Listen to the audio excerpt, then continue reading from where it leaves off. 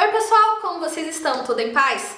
Eu sou a Natália e hoje estou aqui para conversar um pouquinho com vocês sobre as minhas leituras do mês de novembro, começando com A Aposta Final da Jennifer Lynn Barnes, que é o terceiro livro da trilogia Jogos de Herança, que conta a história da Avery Grant, uma jovem que passa por algumas dificuldades, na verdade muitas, depois que a mãe dela morre e cuja vida muda quando o bilionário Tobias Hawthorne deixa sua fortuna para ela depois de morrer.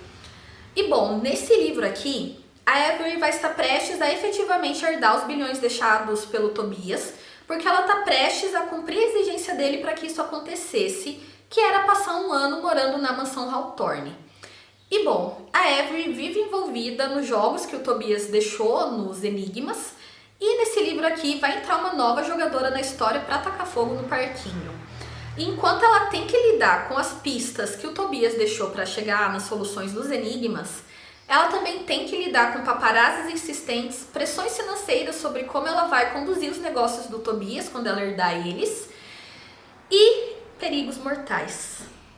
Bom, eu gravei um vlog de leitura para esse livro, no qual vocês podem conferir mais detalhes sobre as minhas opiniões acerca dos acontecimentos e detalhes dos acontecimentos em si. Vou deixar o link na descrição. Inclusive tem vlog de leitura para todos os livros dessa trilogia, então se você tiver interesse talvez seja bacana assistir. E eu gostei muito do livro, posso dizer isso, só que eu acho que ele poderia ser mais curto, porque acontecem muitas coisas, é muita pista para decifrar, e em alguns momentos eu tive a sensação de que os personagens estavam andando em círculos. Mas é justamente esse monte de coisa acontecendo e essas pistas que deixam a gente curioso, com vontade de saber qual vai ser o desfecho da Avery, aonde essas pistas vão levar e que fazem a gente não ter vontade de largar o livro. E bom, eu já disse aqui que eu gosto muito da Avery. Desde o começo ela se mostrou uma personagem forte, determinada e muito inteligente. E aqui não foi diferente, a gente conseguiu ver mais disso nela, dessa determinação que ela tem para alcançar os seus objetivos. E foi bem bacana também o romance, né? Que a gente tem romance, é claro, né? E foi bem fofinho e na medida certa. E é impossível você não se apaixonar pelos irmãos Hawthorne. Cada um tem as suas particularidades que fazem a gente gostar deles. Só o Grayson que me decepcionou um pouquinho em alguns momentos. Mas as suas atitudes são compreensíveis se a gente parar para pensar no passado dele e nas coisas que acontecem aqui, principalmente envolvendo essa nova jogadora. E enfim, pessoal, a trilogia Jogos de Herança é muito boa, são livros adolescentes acima da média e que eu recomendo muito. Em seguida eu li Joyland, do Stephen King, que é um livro que conta a história do Devin Jones, um jovem universitário que em 1973 vai trabalhar no parque de diversões Joyland na esperança de curar o seu coração partido. Lá ele vai conhecer a história da Linda Gray, uma jovem que foi morta no parque e que reza a lenda ainda assombra o trem fantasma. E como a morte dela está envolvida em mistério, já que o assassino nunca foi pego, é claro que o Devin vai tentar solucionar esse assassinato, né? E para isso ele vai contar com a ajuda dos seus amigos, em especial do Mike, que é um garotinho que tem um dom especial e uma doença muito séria. Dos 3 livros do King que eu li esse ano, esse foi o que eu menos gostei, mas isso não significa que eu não tenha gostado do livro ou que ele seja ruim. É que os outros que eu li me impactaram mais, e inclusive A Espera de um Milagre se tornou um dos meus favoritos da vida.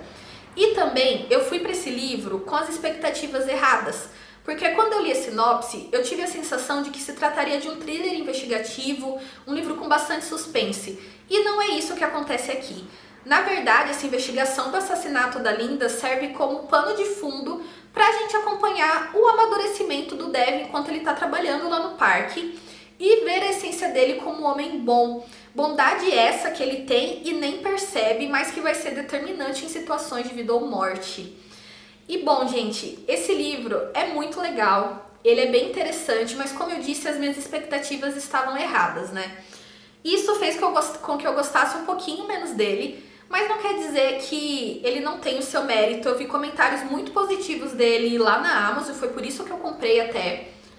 Mas se eu não tivesse lido a sinopse, eu ia ter gostado bem mais. Minha leitura seguinte foi Harry Potter and the Sorcerer's Stone, da J.K. Rowling, ou Harry Potter e a Pedra Filosofal.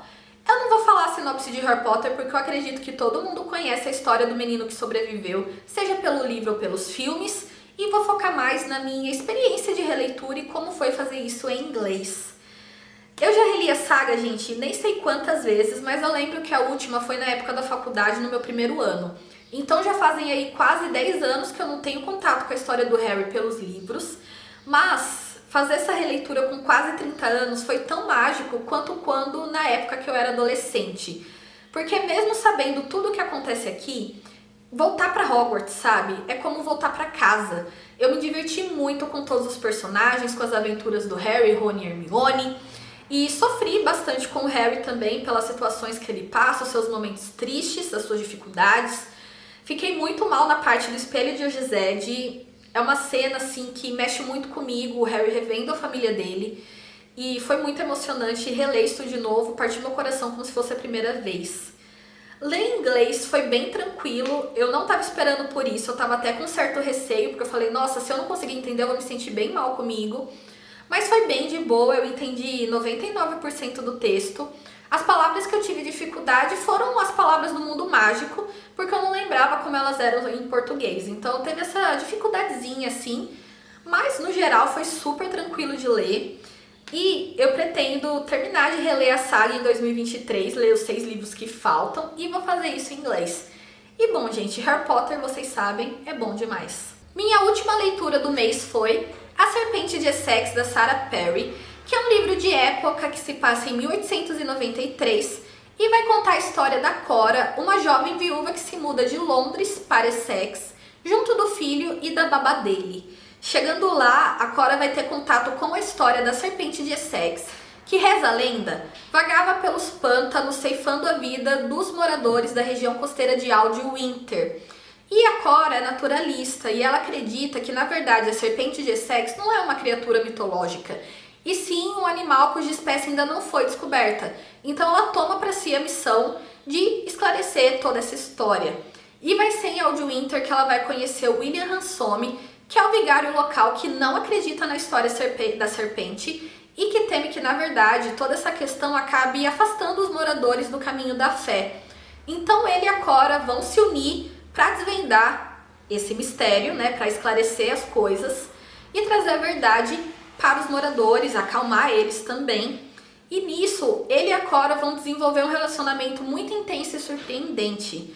Eu demorei meses para terminar esse livro, não porque ele seja ruim, muito pelo contrário, mas é que eu tenho uma coisa, gente, que às vezes eu tô lendo um livro, assistindo um dorama, uma série, e do nada eu abandono.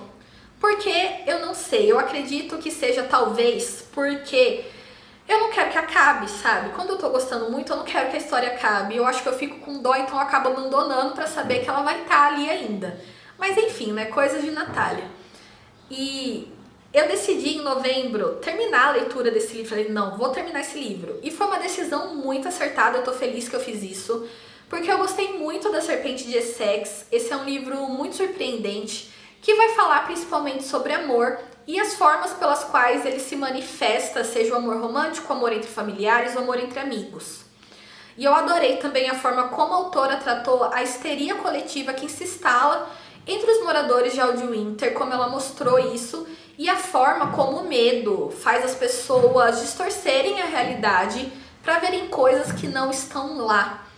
Adorei todos os personagens também, tenho um carinho muito grande por eles, porque eles são humanos, bem humanos. Cometem erros, acertos, amam e desgostam, e tem seus acertos aí também nas decisões que eles tomam, mas nem todas elas são corretas, digamos assim.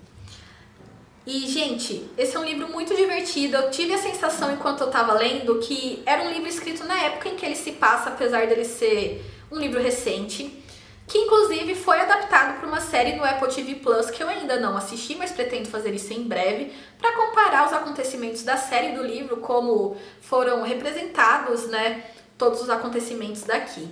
Enfim, gente, recomendo muito essa leitura, é um livro muito bacana e pra mim até acima da média quando se trata de romance de época. E, enfim, pessoal, essas foram as minhas leituras do mês de novembro. Se você leu algum dos livros que eu mostrei aqui, vou adorar saber a opinião de vocês, então deixa um comentário aí pra mim contando sobre ela. e as suas impressões. Se você gostou desse vídeo também, eu peço que você deixe um like para me ajudar bastante na divulgação. Se você não for inscrito, se inscreva no canal. Aqui estamos sempre falando sobre livros, mangás, doramas e HQs. Então se você gosta de alguma dessas coisas, eu acho que você vai gostar de me acompanhar. E por hoje é isso, pessoal. A gente se vê no próximo vídeo. Tchau!